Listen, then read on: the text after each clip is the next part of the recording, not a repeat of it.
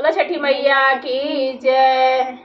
ऊजे छोटी मोटी हमारी आंगनवा, नारियल रोपब हम जरूर, नारियल रोपब हम जरूर।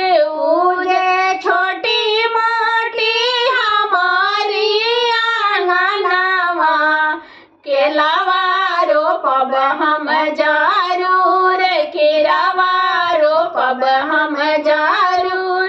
ऊजे नारियल से भरब दौरावा, छठ करब हम जरूर, छठ करब हम जरूर। ऊजे केलावा से भरब दौरावा, छठ करब हम जरूर, छठ करब हम जरूर। ऊजे छोटी मोटी हमारी आंगनवा, सेउआ रोपब हम जरूर, नींबुआ रोपब हम जरूर। ऊजे सेउआ से भरब दौरावा, छठ करब हम जरूर, छठ करब हम जरूर।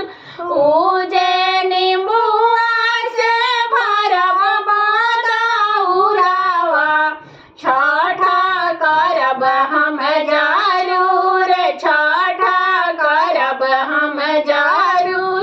ऊजे छोटी मोटी हमारी आंगनवा, उखिया रोपब हम जरूर, उखिया रोपब हम जरूर। ऊजे उखिया से भरब दौरावा, छठ करब हम जरूर, छठ करब हम जरूर। ऊजे सभी फल से भरब दौरावा, छठ करब हम जरूर, छठ करब हम जरूर। ऊजे साँझ अर्घ हम देहब, भोरे मांगब जरूर, भोरे मांगब कुछ जरूर। ऊजे साँझ अर्घ हम देहब, भोरे कुछ मांगब हम जरूर, भोरे कुछ मांगब हम जरूर। ऊजे सात पुत्र एक धियावा, दामदा मांगब हम जरूर, दामदा मांगब हम जरूर।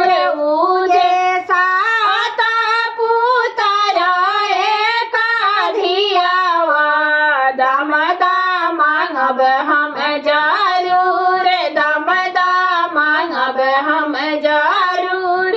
ऊजे धियावा देहैला छमिनिया, दामदा दला के सिंगार, दामदा दला के सिंगार।